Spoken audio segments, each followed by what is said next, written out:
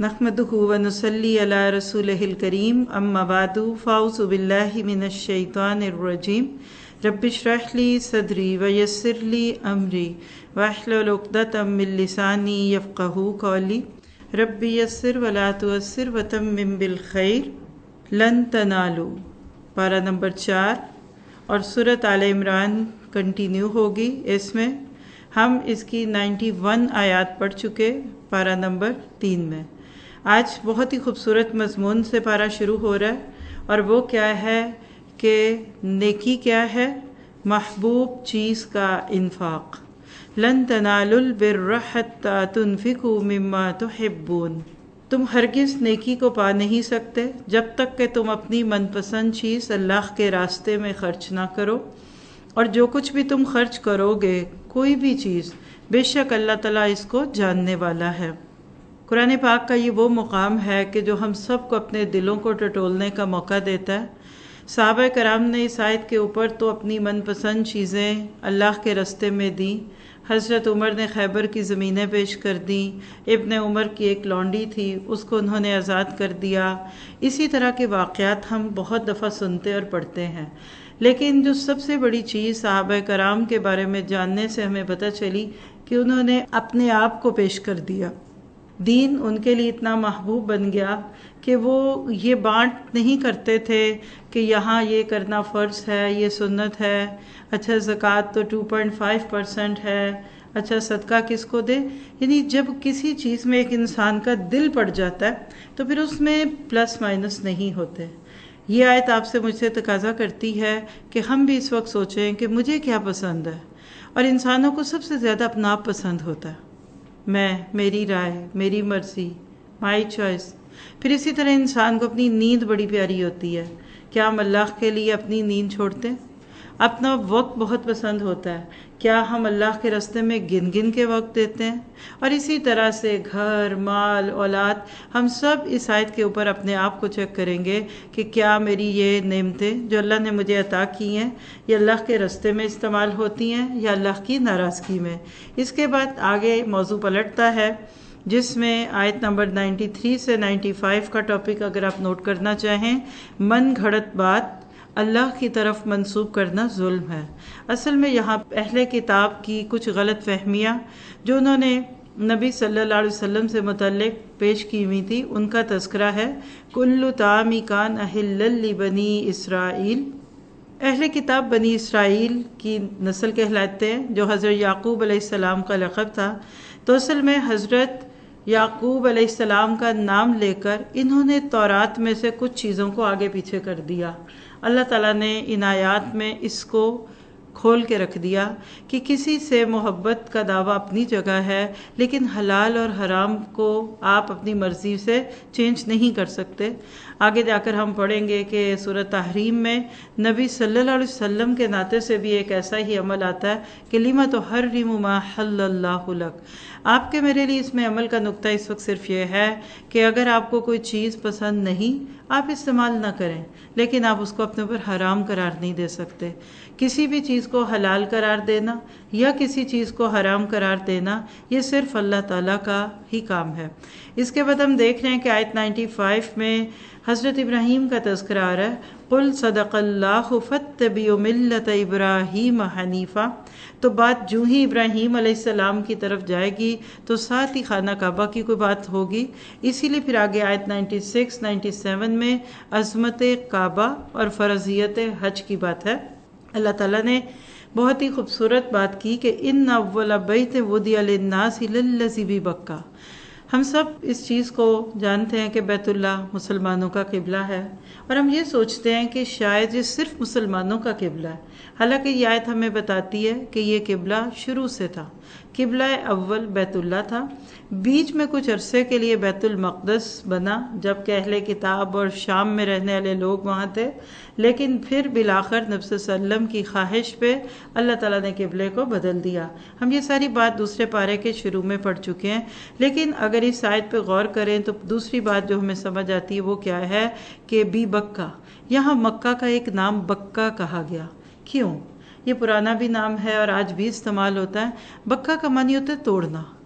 تو یہ وہ جگہ ہے جہاں بہت سارے لوگ ٹوٹتے ہیں، جہاں بہت ساروں کی انا ٹوٹتی ہے، وہاں جہاں بہت سارے گناہوں سے انسان رکتا ہے۔ پھر آپ دیکھیں مبارکن، اس جگہ میں برکت ہے۔ آپ سب بھی، اللہ آپ کو بھی لے کر جائے اور مجھے بھی لے کر جائے، محسوس کرتے ہیں کہ وہاں کے وقت میں بھی برکت ہے، وہاں کے کھانے میں بھی برکت ہے، اور حقیقت ہے کہ جو جگہ اخلاص کے ساتھ بنائی جاتی ہیں اس میں برکت ہوتی ہے۔ پھر تیسری خوبی اس میں آپ دیکھ رہے ہیں ہدی للعالمین۔ بہت سارے بھٹکے ہوئے لوگ حج یا عمرے کے سفر کے بعد بدل چکے ہوتے ہیں۔ آپ کو مجھے بھی اپنے یا اپنے ارد گرد کسی کے اندر کوئی ایسی کیفیت محسوس ہو تو جتنا بھی ممکن ہو عمرے اور حج کے سفر کو زندگی میں عام کیجئے۔ وہاں اتنی کثرت سے مسلمانوں کو دیکھنا، اور وہاں نمازوں کے وقت پہ جوش و خروش دیکھنا، اور ساتھ ہی ہے کہ اگر وہاں وقت کا صحیح استعمال کر کے قرآن پاک کو سمجھ بھی لیا جائے تو ہدایت لے کر انسان آتا ہے۔ پھر اس میں مقام ابراہیم کی بات ہے، جو آپ کے میرے لیے ایک سمبل ہے کہ جو اللہ کے رستے میں استقامت سے کھڑے ہو جاتے ہیں، اللہ تعالیٰ ان کے نقش قدم کو بھی محفوظ کر لیتا ہے۔ اب اس بات کو سننے کے بعد جب بھی کبھی حرم میں جائیں، تھوڑی دیر مقام ابراہیم کے پاس کھڑے ہو کر سوچئے گا، کیا جماؤ تھا، کیا استقامت تھی کہ پتھروں میں قدموں کے نشان بن گئے۔ آپ کے میرے لیے یہ ایک سوچنے کا نقطہ ہے کہ ہم چھوٹی چھوٹی باتوں پہ دین چھوڑنے لگتے ہیں، چھوٹی چھوٹی باتوں پہ ہم پریشان ہونے لگتے ہیں۔ پھر اللہ نے یہاں جو بات کہہ دی وَمَن دَخَلَهُ كَانَ آمِنًا، ٹینشن فری زون ہے۔ اللہ وہاں جا کر انسان کے دل دماغ سے بہت سارے بوجھ کو دور کرتا ہے۔ اسی لیے پھر آگے فرمایا کہ جو حج کی استطاعت رکھتا ہے وہ حج کرے، اور یہ آیت علماء کے نزدیک اس بات کی دلیل ہے کہ جو جانتے بوجھتے حج نہ کرے اور حج کا انکار کرے، اللہ تعالیٰ نے اس کو یہاں کفر کے ساتھ منسوب کیا ہے، وَمَن كَفَرَ۔ تو اللہ تعالیٰ ہم سب کو حج اور عمرہ نصیب فرمائے۔ اس کے بعد آیت نمبر 98 سے 101 کا ٹاپک کیا ہے؟ اہل کتاب کی اسلام دشمنی۔ قُلْ يَا أَهْلَ الْكِتَابِ لِمَ تَكْفُرُونَ بِآيَاتِ اللَّهِ۔ آپ دیکھیے کہ جو بات اللہ تعالیٰ جانتے ہیں وہ آپ اور میں نہیں جانتے۔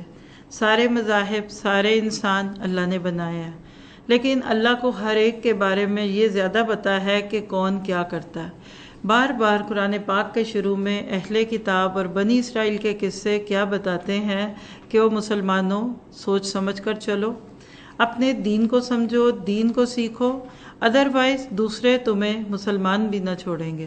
یعنی جب ہم اپنا دین نہیں سیکھتے تو ہمارے اپنے بچوں پہ آج اس کے اثرات کیا آ رہے ہیں کہ کئی جگہ فلموں کے ذریعے ان کو ہندو کلچر زیادہ سمجھ آ جاتا ہے، کہیں ان کو انگلش موویز اور انگلش کلچر کے عام ہونے پہ یہود اور نصارہ کے طور طریقے سمجھ آتے ہیں۔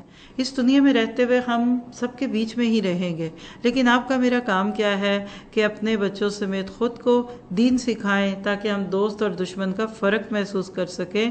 اور آیت کے اینڈ پہ جو بات ہے کہ وَمَن يَعْتَصِم بِاللَّهِ فَقَدْ هُدِيَ إِلَىٰ صِرَاطٍ مُسْتَقِيمٍ۔ یہ ہے اصل میں اہم نقطہ نوٹ کرنے کا۔ مضبوطی سے ہدایت کی کتاب کو پکڑ لو، یعنی جتنا مسلمانوں نے اس کتاب کو پکڑا اللہ نے اتنی ان کو عزت عطا فرمائی۔ پھر اس کے بعد اگر آیت 102 اور 105 تک دیکھیں تو اس کا ٹاپک کیا بنتا ہے؟ فلاح کا 3 نکاتی لاہے عمل، یعنی 3 points to be successful۔ اللہ تعالیٰ نے ان آیات میں بہت خوبصورت طریقے سے یا ایھا الذین آمنو کہہ کر ایمان والوں کو پکارا، اور کیا کہا؟ اتقوا اللہ حق تقاتہ، اللہ سے اتنا ڈرو جتنا اس سے ڈرنے کا حق ہے۔ تو پہلی چیز کیا ہوا کہ دل میں تقوی رکھے، وانتم مسلمون، اور مرتے دم تک مسلمان رہنا۔ یعنی مسلمان کا تقوی صرف رمضان میں نہیں ہے، صرف حج اور عمرے پہ نہیں ہے، ہم سب حج اور عمرے سے زیادہ زندگی کے ایک ایک لمحے میں اللہ سے ڈرنے والے بن جائیں۔ یہی وہ چیز ہے جو انسان کو سیدھا رکھتی ہے۔ پھر دوسری چیز دیکھیے وَاعْتَصِمُوا بِحَبْلِ اللَّهِ جَمِيعًا، اور اللہ کی رسی کو مضبوطی سے تھام لو۔ اور اللہ کی رسی سے مراد جہاں قرآن ہے، اللہ کا دین ہے۔ اللہ نے آسمان سے یہ کتاب آپ کی میری ہدایت کے لیے نازل کی تھی، اور ساتھ ہی فرما دیا وَلَا تَفَرَّقُوا، تفرقے میں نہ پڑو۔ کیا پتہ چلا کہ جب کوئی قوم تفرقوں میں پڑ جاتی ہے تو ان کی سے ختم ہو جاتی ہے، ان کی ہوا اکھڑ جاتی ہے۔ اللہ کے نبی نے فرمایا، صحیح بخاری کی روایت ہے 481، کہ مومن ایک دوسرے کے لیے ایک عمارت کی طرح ہوتا ہے، اس کا ایک حصہ دوسرے حصے کو قوت پہنچاتا ہے۔ اور اس کے بعد آپ نے اپنے ہاتھ کی انگلیوں کو ایک دوسرے میں داخل کر کے دکھایا کہ اس طرح سے جیسے انگلیاں ایک دوسرے میں چلی جاتی ہیں۔ آج بھی ہم دیکھتے ہیں کہ دو اینٹوں کے بیچ میں سیمنٹ لگایا جاتا ہے. اینٹ سخت ہے لیکن سیمنٹ اور جو اس کا لیکوڈ بنایا جاتا ہے وہ دونوں اینٹوں کو جوڑ دیتا ہے. تو اگر امت مسلمہ ایک قرآن سے جڑے گی تو ان کے سارے فرقے، سارے مسلک ختم ہو جائیں گے. آج فرقوں اور مسلکوں کی بات کیوں ہوتی ہے کہ لوگ اس سے نیچے ہی رک جاتے ہیں، حالانکہ ہر چیز پیچھے سے تو قرآن اور سنت سے نکلی ہے. ہم سب جانتے ہیں کہ کوئی بھی چیز اس کے ریئل سورس سے خالص ملتی ہے. جو دودھ بالکل بھینس کے قریب سے جا کر لیں گے وہ خالص ہوگا.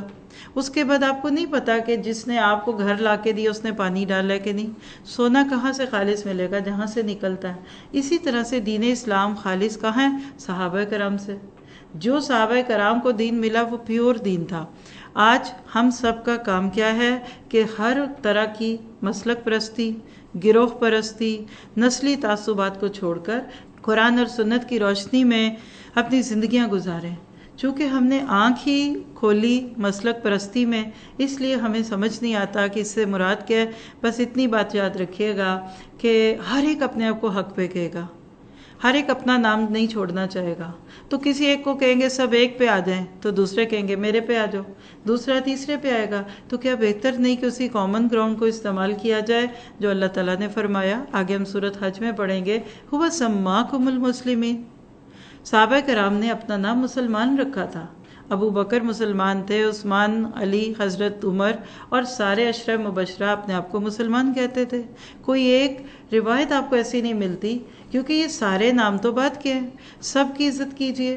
اس کے بعد آپ دیکھیے کہ آیت 106 سے 109 میں روز قیامت کچھ چہروں کے روشن اور کچھ کے سیاہ ہونے کا تذکرہ ہے. دنیا میں کسی کا سفید رنگ کا ہو جانا یا کالے رنگ کا ہو جانا ہو سکتا ہے آپ کے نظر میں اچھا یا برا بنے. قیامت کے دن اس سے یہ نہیں مراد، یعنی کالے چہرے سے مراد ناکام لوگ نہیں ہیں، گورے سے مراد کامیاب نہیں.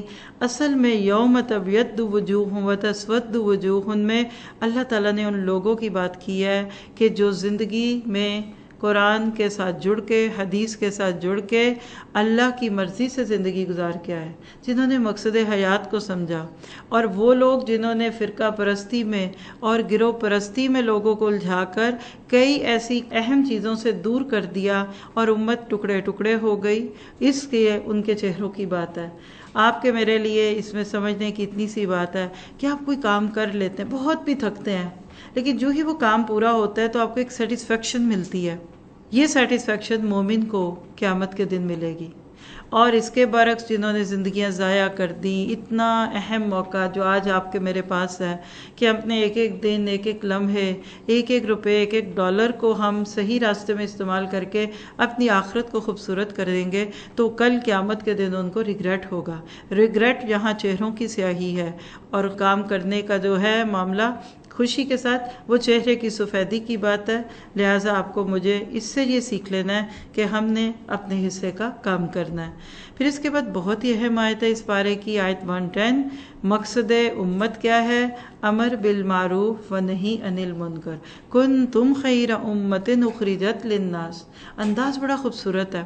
آئی وش کہ آپ اس آیت کی ڈیٹیل تفسیر سنیں تو ایک ایک لفظ کے اندر آپ کو معنوں کا سمندر دکھے گا. صحابہ کرام وہ بہترین امت تھے، یہ بھی مراد ہے.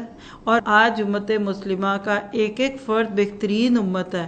شرط ایک ہے کہ وہ تامرون بالمعروف کرے، لوگوں کو اچھی بات کا حکم دے اور بری بات سے روکے، خود بھی اللہ پر ایمان لائے اور ہم دوسروں کے لیے بنائے گئے. اخرجت کا لفظ بتا رہا ہے کہ مسلمان دنیا میں اپنے لیے نہیں آئے. دیکھیے ہم دوسرے پارے کے شروع میں کذالک جعلناکم امۃ وسطا کی صورت میں بڑی ڈیٹیل سے بات کر کے آ چکے کہ آپ کی میری زندگی کا مقصد لوگوں کو ہدایت کی طرف بلانا ہے اور ہر اس اچھی بات کا دوسروں تک پہنچانا واجب ہے جو ہمارے علم میں آ جائے. اسی طرح آپ دیکھیے کہ ہر دور میں، ہر معاشرے میں کچھ لوگ برے کام کریں گے، تو برے کام کرنے والوں کو خاموشی سے دیکھتے رہنا یا پھر منع نہ کرنا اور یہ سوچ لینا کہ وہ برا منائیں گے یا سب کو ہی پتہ ہے، یہ درست نہیں ہے. کرنا کیا چاہیے؟ جو گناہ کرے اس کو روکیے. طاقتور کے لیے طاقت کے ذریعے اور کمزور کے لیے زبانی طور پہ واجب ہے. اور روکنا غیر مؤثر ہو، یعنی فائدہ نہیں یا آپ کر نہیں سکتے تو قلبی کراہت ہے. صحیح مسلم کی روایت ہے. کہ اگر برائی کو روک سکو تو ہاتھ سے روکو، زبان سے روکو، نہیں تو دل سے برا جانو۔ اب یہ سرکمسٹانسز کے ساتھ ہے۔ یاد رکھیے گا کہ راہ جاتے لوگوں پہ تنقید کرنا، روکا ٹوکی کرنا، یہ درست نہیں۔ آپ لوگوں کو کسی گناہ کے نشے میں چور دیکھ رہے ہیں اور جا کر آپ قرآن پڑھنا شروع کر دیں، یہ بھی درست نہیں ہے۔ میری نظر میں اس کا بہترین طریقہ ہے لوگوں کے دل میں تقوی ڈالنے کے لیے ذالک الکتاب لا ریب فیہ ھدی للمتقین۔ قرآن سے جوڑیے، علم سے جوڑیے، ریئل سورسز سے جوڑیے۔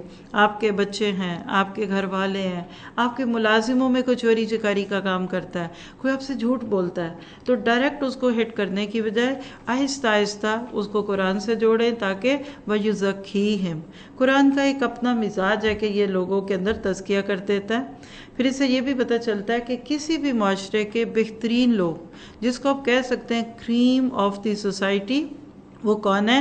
جو اصلاح معاشرہ کا کام کر رہے ہیں اور امر بالمعروف کر رہے ہیں، اور ایسے لوگ آج بہت تھوڑے ہیں۔ اللہ تعالیٰ ان کی حفاظت فرما دے۔ پھر ایک اور چیز آپ کو اس آیت سے ملی، وہ کیا ہے کہ خیر امت کا منصب تو دیا گیا، لیکن شرط ایمان اور عمل صالح ہے۔ کہنے کو آپ اور میں سبھی مسلمان ہیں، لیکن مسلمان کون سے بہترین ہے؟ جو لوگوں کو بھی اچھی بات کی بات کریں اور خود بھی ایمان پہ رہیں، اور ساتھ ہی ساتھ اس سے ایک اور چیز سمجھ آتی ہے کہ امر بالمعروف اور نہی عن المنکر، یعنی لوگوں کو برائیوں سے روکنا، اچھی بات کا حکم دینا، یہ حکومت کی بھی ذمہ داری ہے اور یہ افراد کی بھی ذمہ داری ہے۔ یہ انڈیویجول لیول پہ بھی ہوگا اور یہ کامن گراؤنڈز پہ بھی ہوگا۔ آپ اور میں اس میں سے اپنے لیے کیا بات کریں؟ کیسے؟ جو آپ کا رول ہے۔ ہم اپنے گھر میں کلکم راعین، تم میں سے ہر ایک راعی ہے، اپنے گھر والوں پہ کام کیجیے۔ اپنی ملازمات ہیں، میٹس ہیں آپ کی، آپ کے ڈرائیورز ہیں، مالی ہیں، آپ اور میں جہاں تک ہماری اپروچ ہے ان پہ بات کریں۔ اسی طرح مرد حضرات جس جگہ جا کر کام کرتے ہیں ان کو وہاں کے لیے ایک تو عملی ثبوت دیں۔ آپ کا میرا اپنا عمل ہمارے گھر کے ملازموں کو قرآن سے زیادہ قریب کرے گا، ان کو بٹھا کر قرآن پڑھانے کی نسبت۔ پھر اسی طرح ڈاکٹرز میں کام کریں، انجینئرز میں کریں۔ اسلام اس کو خاص طور پہ ٹیبل چیئر پہ بیٹھ کر ایک مخصوص کلاس روم میں بیٹھنے سے نہیں جوڑتا۔ وہ بھی کام کچھ کریں گے، لیکن ہر میدان میں جس کا آپ سے واسطہ پڑ گیا، جو آپ کے اس کام کو کرنے میں آپ کو دیکھ رہا ہے کہ آپ تو دن رات اس میں جتے ہوئے ہیں، وہ ضرور اس پہ غور و فکر بھی کرے گا۔ اور آج آپ دیکھیے کہ امر بالمعروف عن المنکر یہ اسلام کی ایک بنیاد ہے۔ آپ کا یہ ملک، آپ کی یہ ملت، آپ جس ملک سے بھی بیٹھ کر اس بات کو سن لیں، کسی بھی سوسائٹی کے اسٹرانگ ہونے کی بہت خوبصورت فاؤنڈیشن کیا ہے کہ وہاں کے لوگ برائیوں کو کیسے مٹانے کی خواہش رکھتے ہیں اور نیکیوں کی پروموشن کی بات کرتے ہیں۔ وہ ہیلدی سوسائٹیز ہوتی ہیں، وہ بہت کامیاب ہے۔ آج آپ کو اسلام دبا ہوا لگ رہا ہے، مسائل ہیں مسلمانوں کے ساتھ، مشکلات ہیں، تو اس کی وجہ کیا ہے کہ لوگوں کو برائیوں پہ روکنے اور نیکیوں کا حکم دینے سے زیادہ آج لوگوں کی ایفرٹس اور کوشش اپنے اپنے فرقے کو پروموٹ کرنے میں یا اس کے دفاع میں لگ رہی ہے۔ اس پہ علماء کرام نے بھی بہت کچھ کہا۔ میں تو صرف آپ سے ایک بڑی عام سی بات کرتی ہوں کہ اللہ تعالیٰ نے اس میں آپ کو مجھے ایک پیغام دیا، اور وہ کیا ہے جس کا اگلی آیتوں میں تذکرہ ہے کہ امت ذلیل اور رسوا کیوں ہوتی ہے۔ آج ہم سارے کیوں پیچھے ہیں، برق گرتی ہے بیچارے مسلمانوں پہ کیوں؟ تو اس کی وجہ ہمیں آیت 111 اور 112 میں دکھتی ہے، لَن يَضُرُّوكُمْ إِلَّا أَذًى۔ آج ہم اکثر دوسرے لوگوں کا نام لیتے ہیں، وہ مسلمانوں کے خلاف ہے، وہ مسلمانوں کے خلاف سازشیں کرتے ہیں۔ اللہ تعالیٰ کہتے ہیں وہ کچھ نہیں تمہارا بگاڑ سکتے۔ اگر وہ تمہارے سامنے لڑنے بھی آ جائیں گے تو پیٹ پھیر جائیں گے، اور تمہارے خلاف ان کی کوئی مدد نہیں کی جائے گی۔ وہ تو خود اپنے اون پہ کھڑے بھی نہیں ہو سکتے، ان کو تو کسی کی پناہ میں آنا ہی پڑتا ہے، یا پھر اللہ کی پناہ میں آ جائیں یعنی مسلمان ہو جائیں۔ ساتھ ہی ساتھ کہہ دیا کہ تاریخ گواہ ہے کہ اہل کتاب نے جب اپنے دین کو چھپایا اور اپنے دین کو آمنا کیا تو ضربت علیہم المسکنہ، ان پہ مسکنت بھی آ گئی، کیونکہ وہ لوگ اللہ کی آیتوں کا انکار کرتے تھے، انبیاء کرام کو قتل کرتے تھے ناحق، اور انہوں نے نافرمانیاں کی اور حد سے بڑھتے ہیں۔ اگر آپ دیکھیں تو اس میں تقریباً 4 سے 5 نقطے ہیں بنی اسرائیل کے ناطے سے کہ وہ کیوں ذلیل ہوئے۔ آج آپ کے میرے لیے اس میں پیغام کیا ہے کہ آج ہم مسلمانوں کی کمزوری اور آج ہمارے زوال کی طرف بڑھنے کا ایک بہت بڑا سبب کیا ہے کہ حکومت اپنے طور پہ، یعنی جو حکمران تھے، آپ اگر اس کو خلفۂ راشدین سے جوڑ لیجئے، مسلمان حکمران، مسلم رولرز کا جو کردار ہوا کرتا تھا ہسٹری میں، تو آپ کو آٹے میں نمک کے برابر لگتا، اور معاشرہ بالکل دن بدن گر رہا ہے۔ اور دوسری بات ہے کہ سوشل نارمز، آپ اور میں جو عوام اور رعایا ہوتے ہیں، وہ بھی اس کام سے پیچھے ہیں۔ مردوں کو کمانے کا شوق ہے، وہ کیا کریں بیچارے، عورتوں کو گھر سجانے کا شوق ہے، اس کام کا شوق بھی ہے تو وقت نہیں ہے۔ لہٰذا جب کوئی کسی جگہ ایک غلط کام کو کرتا دیکھے اور اصلاح نہ کرے نا، تو یاد رکھیے پھر اس سے اگلا بڑا کام ہوگا، اگلے بڑے کام کو نہیں روکیں گے تو بڑے بڑے جرائم ہوں گے۔ تو آج آپ کو مجھے اس میں ایک پیکج مل گیا کہ ہم چاہتے ہیں کہ ہمارے ملک کی حالت بدلے، ہم چاہتے ہیں کہ مسلمانوں کے حالات بدلیں، تو ہمیں چھوٹے سے کام کو بھی جو کہ اللہ اور رسول کی نافرمانی کا ہو برداشت نہیں کرنا، حکمت مانگتے ہوئے اللہ تعالیٰ سے اچھے طریقے سے ہم نے اس کو لے کر چلنا ہے تاکہ ہمارا معاشرہ صاف ہو۔ میں اس کی ایک مثال دے دیتی ہوں۔ خواتین کو بات گھر سے ہی سمجھ آتی ہے، جو مجھے سمجھ آتا ہے، اور میں بہت بڑی بات نہیں کرتی۔ آپ کے گھر میں صفائی ہوتی ہے، جب اگر آپ کیئر نہ کریں اور تھوڑی ہی دیر بعد بچے جوتے پھیلا دیں، کہیں کھانا گر جائے، کہیں مٹی پڑ گئی اور آپ اس کو ٹھیک نہیں کر رہی، تو کیا ہوگا؟ ایک دن کے اندر ہی آپ کا سارا گھر خراب ہوگا۔ لیکن اگر آپ کو پتہ ہے جی سنڈے کو ماسی نے نہیں آنا، جو برتن گندا ہوگا آپ دھو دیں گے، کوئی چیز بکھری آپ اٹھا دیں گے، کیوں جی آج ماسی نے نہیں آنا، تو کیا آپ کا گھر زیادہ صاف نہیں ہوتا؟ میں نے فیل کیا کہ سیٹرڈے سنڈے کے بیچ میں گھر زیادہ صاف رہتا ہے، کیونکہ ہم ساتھ ساتھ کیئرفل ہوتے ہیں۔ اور جہاں آپ برائیوں کو دیکھ کر روک ٹوک چھوڑ دیتے ہیں، وہاں تو پھر وہ حال ہوتا ہے جو صبح کے وقت صفائی اور ستھرائی سے پہلے ہمارے گھروں کا ہوتا ہے۔ تو بہرحال اللہ تعالیٰ ہمیں اپنا حصہ ڈالنے والا بنا دے اس کام میں۔ پھر اس کے بعد آیت 113 سے 115 میں اہل کتاب کے صالحین افراد کی بات ہے، یعنی کسی بھی معاشرے میں، چاہے وہ ماضی کے مسلمان یعنی اہل کتاب تھے یا پھر آج مسلمان، سب برے لوگ نہیں ہوتے۔ عموماً جب بات کرنے کے دوران یہ کہا جاتا ہے کہ ہر طرف بگاڑ ہے، تو اس سے مراد یہ نہیں ہوتا کہ ٹھیک کوئی بھی نہیں ہے، لیکن صیغہ تغلیب ہے۔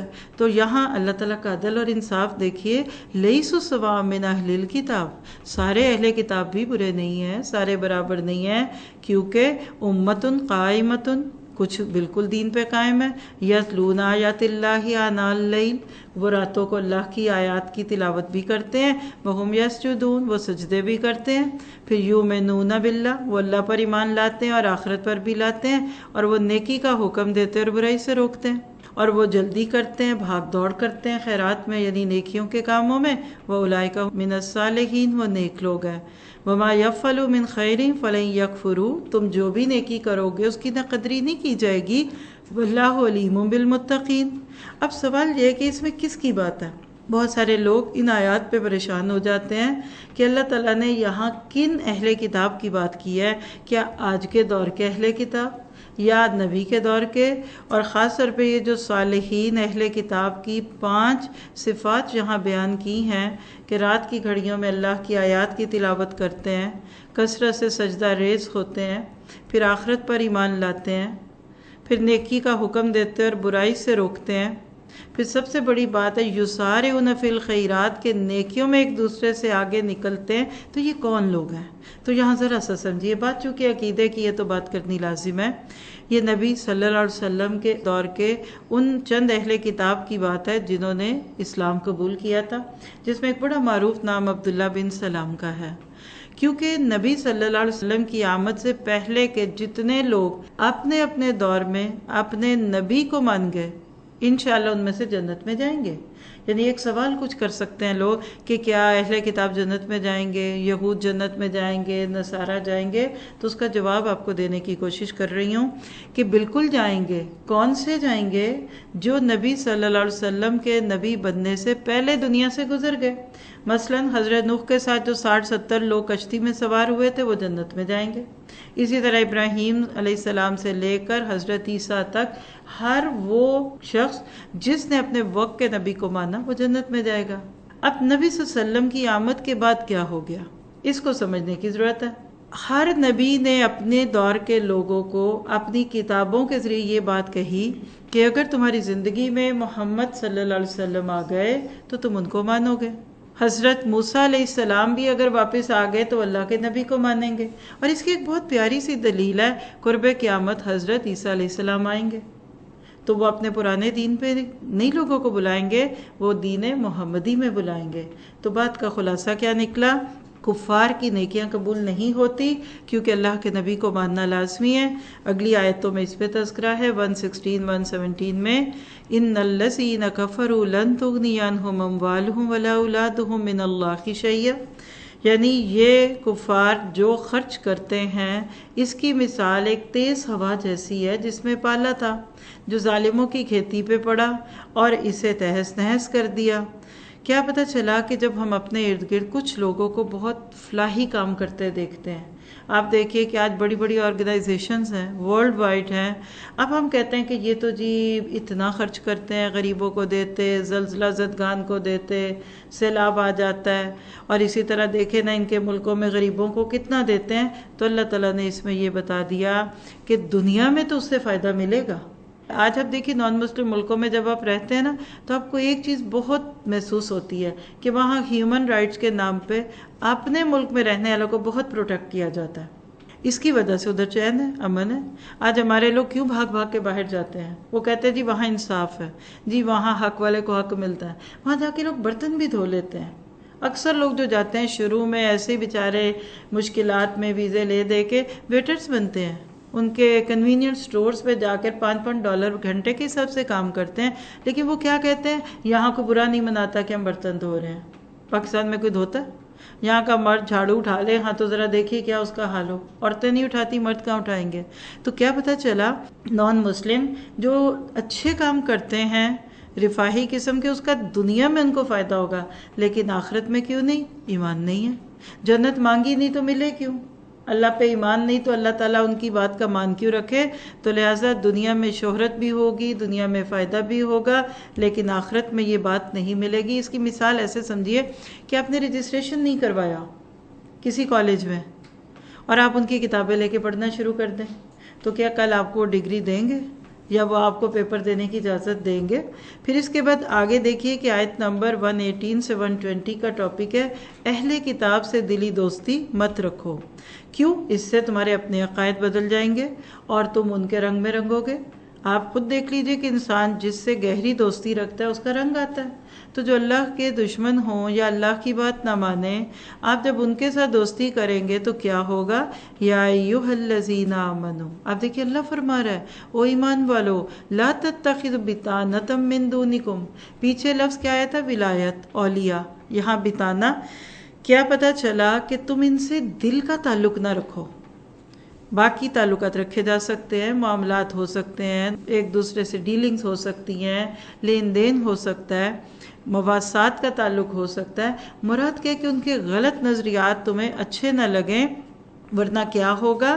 لا یالونکم خبالا ودوا ما عنتم قد بدت البغضاء من افواہہم وما تخفی صدورہم اکبر.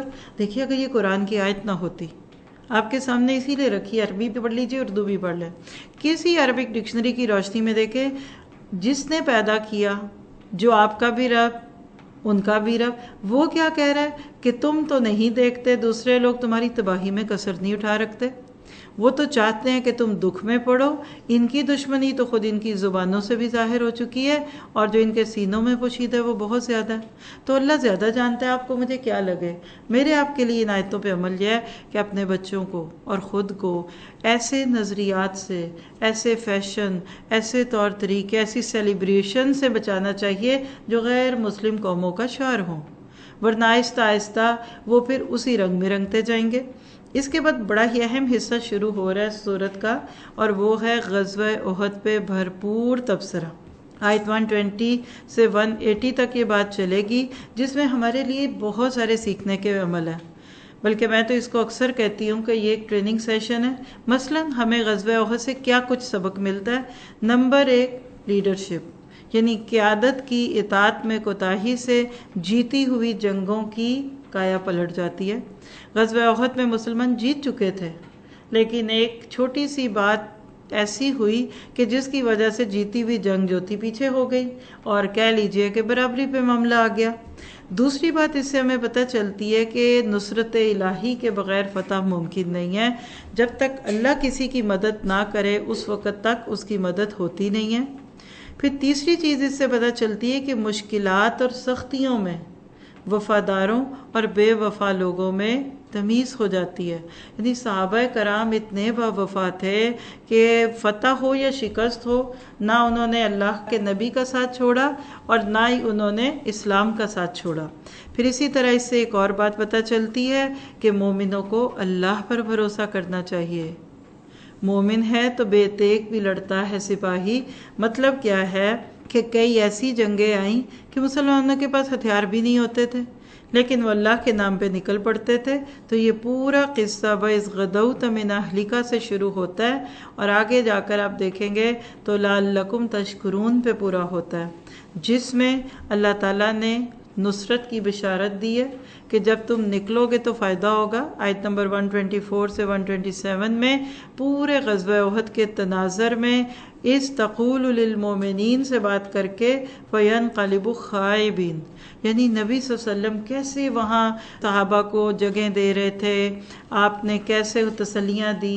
یعنی آپ کہہ سکتے ہیں کہ ان آیات میں نبی صلی اللہ علیہ وسلم کا کردار ایک لیڈر کے طور پہ، ایک جرنیل کے طور پہ. آپ دیکھیے اتنا پیارا راہبر کامل ایک کتاب ہے، اگر آپ اس کو بھی پڑھنا چاہیں تو بہت پیاری کتاب ہے. ہم نے 2 دفعہ اس کو پڑھا ہے ابھی لاسٹ 2 ایئرز میں، کرونا کے سالوں میں. یوٹیوب پہ بھی موجود ہوگی، نور القرآن ٹی وی پہ آپ دیکھنا چاہیں تو دیکھیے کہ اللہ کے نبی کا ہر روح یہ چھوتا تھا. اور میں چاہتی ہوں کہ آج کے دور میں ہم اپنے بچوں کو 10 سال سے اوپر ہوتے ہوئے بچوں کو نبی صلی اللہ علیہ وسلم اور صحابہ کرام سے جوڑ دیجئے. فتنوں کی جو باہر ہوائیں ہیں، جو غیر مسلمز کی طرف سے اسلام پہ جو پروپیگنڈے ہیں، اگر آپ نے اپنے بچوں کے دلوں میں اللہ کے نبی کی محبت کوٹ کوٹ کے بھری ہوگی، انشاءاللہ تعالیٰ ان کے ایمان سلامت رہیں گے. پھر اسی طرح سے ہدایت دینے کا اختیار صرف اللہ تعالیٰ کا ہے. یہ مضمون چلتا ہے 128 129 میں کہ اللہ کے نبی نے کسی موقع پہ کہہ دیا کہ اس قوم کو کہاں ہدایت ملے گی جنہوں نے نبی تک کو زخمی کر دیا. تو اللہ تعالیٰ نے کیا کہا؟ لَيْسَ لَكَ مِنَ الْأَمْرِ شَيْءٌ، نہیں، معاملے کا اختیار آپ کے ہاتھ میں نہیں ہے. اَوْ يَتُوبَ عَلَيْهِمْ، مراد یہ ہے کہ وہ لوگ جو میدان جنگ میں تیر تلوار لے کے نکل آئے، کیا پتہ کل وہ بھی اسلام پہ آ جائیں. اس سے آپ کو مجھے جو بات سمجھنی ہے وہ کیا ہے، کبھی کسی کی ہدایت سے مایوس نہ ہو. کوئی بندہ دنیا میں ایسا نہیں ہے کہ جس کے پلٹنے کے امکانات نہ ہوں. اللہ نے توبہ کا دروازہ بھی کھولا ہوا ہے، وَلِلَّهِ مَا فِي السَّمَاوَاتِ وَمَا فِي الْأَرْضِ، اللہ کی زمین، اللہ کا آسمان. يَغْفِرُ لِمَن يَشَاءُ وَيُعَذِّبُ مَن يَشَاءُ، جس کو چاہے بخشے، جس کو چاہے عذاب دے. مراد یہ کہ اس کو پتہ ہے کہ میں نے کس معاملے کو کیسے لینا ہے. آپ کو مجھے کیا یاد رکھنا ہے اس میں کہ عذاب کسی کو ملے یا اس کے گناہوں کی مغفرت ہو، یہ اختیار اللہ کے پاس ہے. لیکن ہمارا ایمان ہے کہ اللہ تعالیٰ کبھی کسی پہ ظلم نہیں کرتے، اللہ تعالیٰ کسی پہ زیادتی نہیں کرتے. ہمیں کیا کرنا چاہیے؟ بگڑے سے بگڑے انسان کو پیار سے، محبت سے، حکمت کے ساتھ بلاتے رہنا چاہیے تاکہ اللہ تعالیٰ ان کے دلوں کو کھول دے. كتاب أنزلناه إليك مبارك ليدبروا آياته وليتذكر أولو الألباب. كتاب أنزلناه إليك مبارك ليدبروا آياته وليتذكر أولو الألباب.